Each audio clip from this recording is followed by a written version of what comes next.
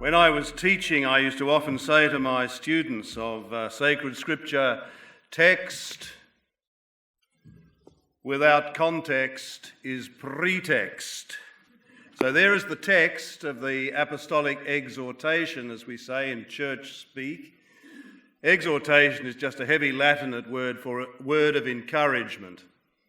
So it's a word of encouragement from the successor of Peter. That's what it's about. So there's the text. And let me just remind you of something I'm sure you know, and that is that it comes from a very particular context. And that context goes back to the moment when Pope Francis, very surprisingly, announced we were going to have not just one synod, we'd had them, and I'd been on an earlier synod in 2008, but now we were going to have two synods. And the question was, what the heck is the ageing Argentinian up to? It took me a while to understand what he was up to. What he was up to was moving from event to process, rather like the Second Vatican Council, where much of the action happened not in the four sessions, but in the spaces between the four sessions, where there was a most intense process of fermentation. And similarly, the Pope wanted a journey, a process of fermentation, focusing upon marriage and the family, though the deeper question was, in fact, the deeper question of the Second Vatican Council, and that is the engagement of faith and culture. Paul VI, way back in 1975, said that the split between the gospel and culture is the drama of our time. And in the intervening years, it's become even more apparent that what he said then was and is true. So out of that synod process, which moved from event and a static kind of worldview and language to that which is closed, to something which is open-ended, all of that leading to the Pope's remarkable speech on the 17th of October of last year on the synodality of the Church, a word not found in Vatican II, but which goes to the very heart of the vision of the Council. So all of that then leading to the final document of the Synod at the end of 2015, the Relatio Synodi, and that in turn feeding into the apostolic exhortation. So that's the context in some very general sense. The exhortation itself was produced in a quite particular way. The Pope and those who wrote with him, because just by the way, no Pope sits up in his garret writing documents on his own. Every Pope is plural. In the past, popes spoke of we, what the Italians call il plurale di maestà, the majestic plural, we, but in fact it's literally true. So the Pope and those who wrote with him, and some of them are well known, produced a document in record time, because in the past these apostolic exhortations have come with painful slowness, and clearly the Pope wanted to strike quickly in the ongoing process that had been unleashed by these two synods, and within the context of the Year of Mercy. So it was very quick and did not depend upon the rather slow-moving work of the post-synodal council. Again, I was part of a post-synodal council and worked on the production of one of these exhortations, and it's a slow process. Well, this wasn't. The other thing I would have to say about the way in which the document was produced was that the Pope was very keen to make it clear that, in fact, this exhortation had to be read in strict conjunction with Evangelii Gaudium, the joy of the gospel, which was the apostolic exhortation that flowed from the earlier synod, which was on the new evangelization. I helped produce papal documents in the years when I was working in the Secretariat of State, but when I read Evangelii Gaudium, the joy of the gospel, I thought, here we have something new. It was a kind of papal voice I had never heard before, speaking in a kind of pithy, earthy, vivid way that cast new light upon old themes, and it was brilliantly refreshing. So in a sense, Evangelii Gaudium provides us with the context within which we can read with more assurance and insight the apostolic exhortation that followed it, the joy of love. You have to understand too the character of Amoris Laetitia. First of all, its place in the pecking order of papal documents. There is a strict pecking order. The top of the list is an encyclical letter, and then so on it goes down. I won't bore you with all the categories. But there's even a difference between an apostolic letter and an apostolic epistle. So the apostolic exhortation comes fairly low in the magisterial pecking order, which doesn't mean for a moment that you can simply cast it aside or take it or leave it. But it's not an essentially doctrinal document. It is teaching, but it's seeking more to offer a word of encouragement rather than a word of clarification.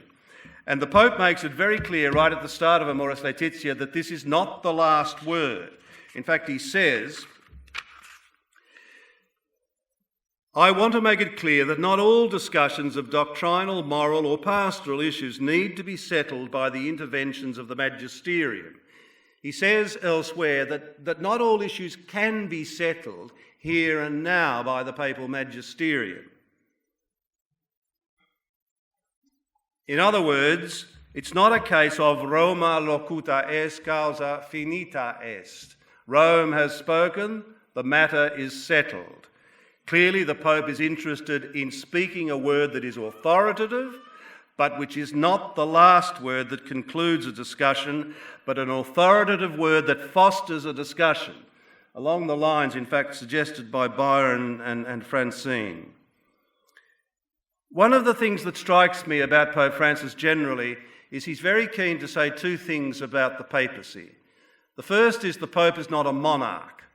And his demeanour at the two synods, and I'm sure Ron and Mavis would confirm this from the first of the two synods, which I did not attend, but which they did. But certainly the second synod, which I did attend, made it clear that the Pope was keen to say, I am one of you bishops among the College of Bishops. I'm not a monarch. And the other thing that Pope Francis, I think, is keen to say is that I'm not an oracle. I'm not like the Delphic oracle. Ask me a question and I'll give you an answer. So the Pope is neither monarch nor oracle, even though historically there have been touches of both. But at this time, what the Spirit is saying to the Church through this Pope is we are dealing with something other than a monarch and an oracle. We are in fact dealing with a pastor. So that's the word I want to underline. The essential character of this word of encouragement is pastoral. Now, pastoral can be a somewhat feeble or debilitated word, sounding rather bucolic, and as if it's a matter just of hand-patting. That's not what I mean when I use the word pastoral. What I do mean is grounded in the logic of the incarnation. And Byron and Francine used expressions like incarnational intimacy. So that's where we begin to understand what it means to say that this Pope is pastor, and what it means to say that this exhortation, this word of encouragement, is an essentially pastoral document. Now, the first thing that it means is that this is a document, a teaching, a word of encouragement that insists we have to be in touch with the facts. Now, that's a simple thing to say, but I underline it because it's much harder to do than it sounds. But the God who takes flesh is a God who insists that always and everywhere we must be in touch with the facts. In other words, we can't afford, particularly in an area like marriage and the family, to be abstract.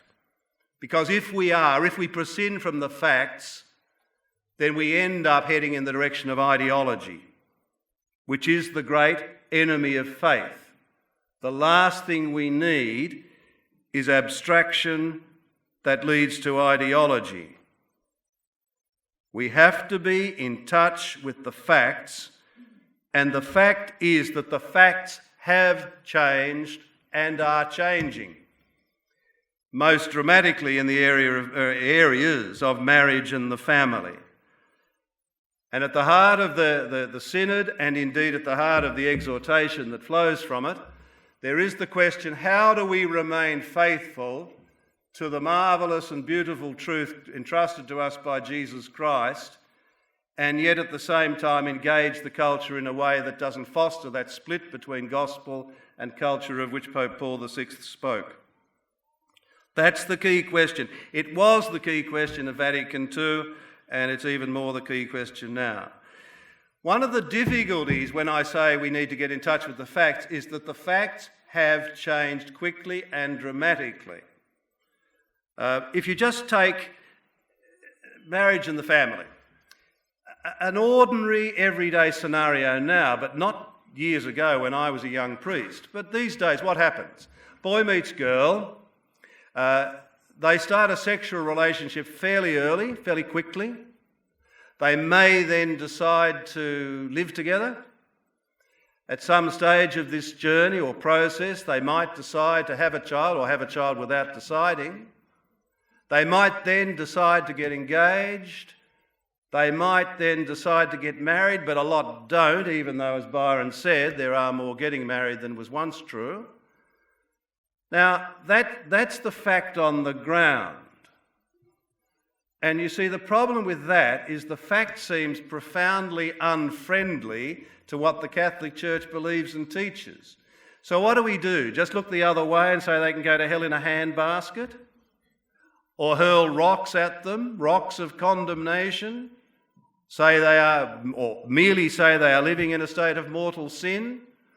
Or can we somehow engage the fact, discern its truth, in a way that is new and yet old? See, Carl Rogers, the famous psychologist, said the facts are friendly, but in fact, the facts often seem unfriendly to the Catholic Church in the area of marriage and the family. So what do we make of that? How can we see that the facts that seem unfriendly are in fact friendly? Perhaps another way of posing the same question is, where is God in the midst of that which is messy and seemingly unfriendly? Is God there somewhere?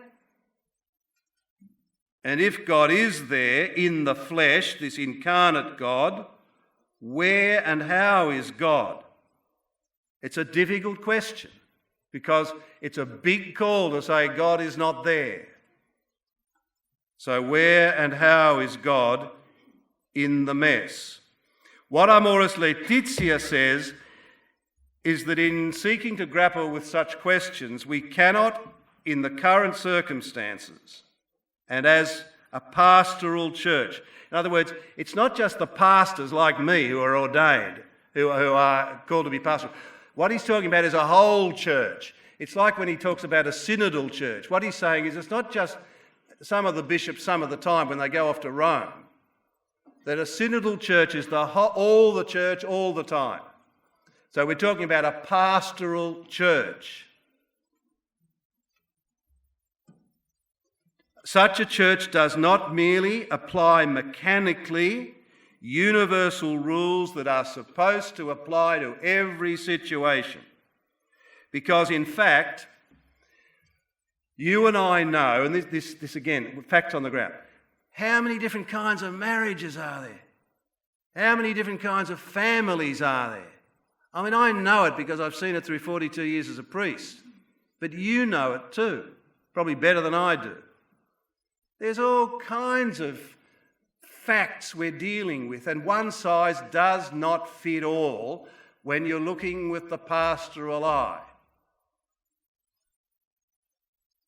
So what we need, Amoris Laetitia says, is a culture of encounter. We don't just hurl the truth at people and then walk away, say good luck, and if you can't measure up, then bad luck.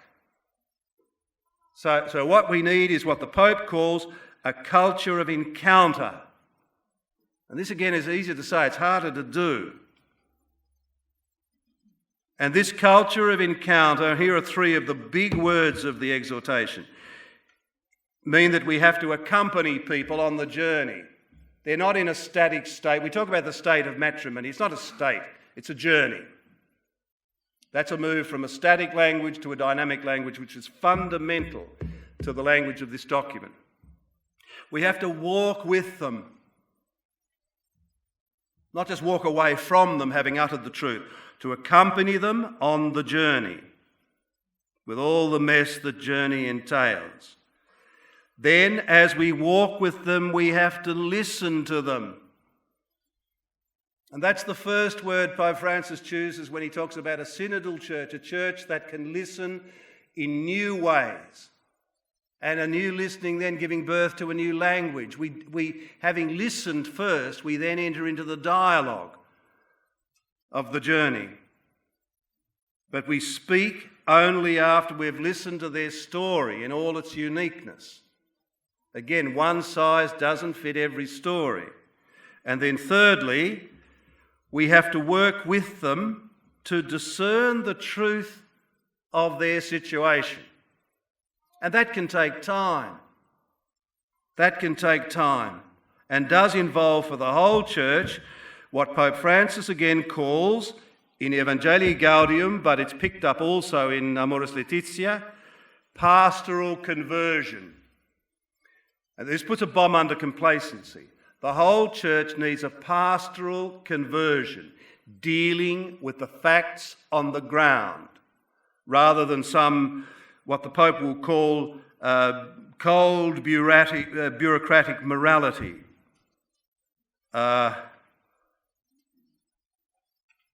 So, a pastoral conversion for the whole church.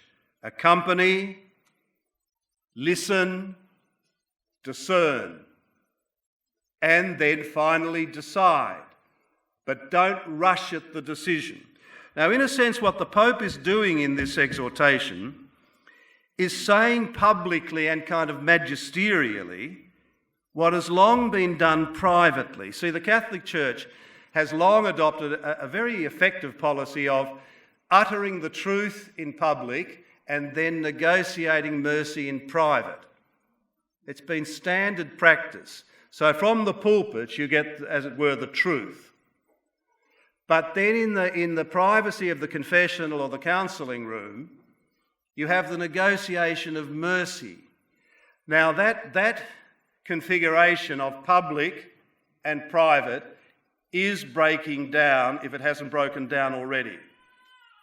And what the Pope is saying publicly has in fact been said privately for a long time. But what the Spirit seems to be saying through the successor of Peter is what has been done behind closed doors can continue there, but now must be uttered and enacted in the public eye. You see, he's enacting mercy in new and public ways. And it's not rocket science. Put showers in for the homeless in the Vatican. When he did that, I thought to myself, why hasn't someone else thought of that? It's so obvious. These are simple things. Well, they're simple sounding. They're not necessarily simple. So what we are seeing is a reconfiguration of public and private. And this has many, many implications. The other reconfiguration that we are seeing in a document such as Amoris Laetitia is a reconfiguration of the objective and the subjective. You know, we talk about objective morality and subjective motivation. Well, that's an important distinction, but again, the classical understanding of that distinction is breaking down if it hasn't broken down already. And this concerns the relationship between the magisterium, church teaching, and conscience. This again is public and private, another aspect of it. But ever since Immanuel Kant, there's been this huge turn to the subject in Western culture. I won't delay on that. But the whole relationship between the objective and the subjective, this is not just philosophy, by the way, but it is incredibly complex. Bernard Lonergan, the great Canadian Jesuit, came out with the lapidary formulation some years ago that objectivity is authentic, underline that word, authentic subjectivity.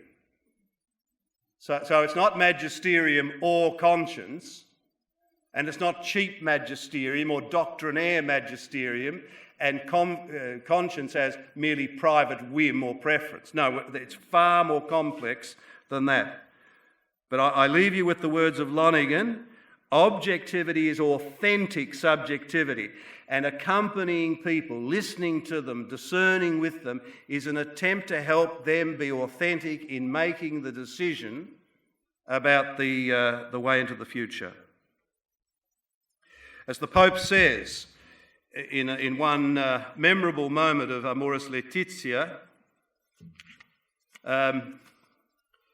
we who are teachers in the church can find it hard to make room for the consciences of the faithful. And he says, remember, we have been called to form consciences, not to replace them.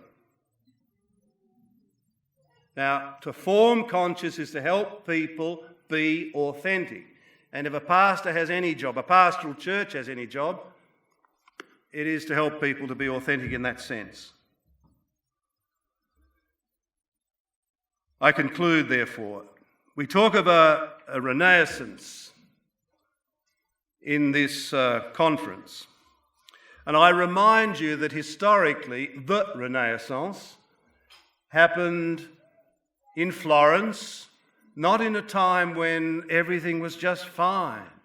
It was a time of economic bust and the social crisis that comes with it.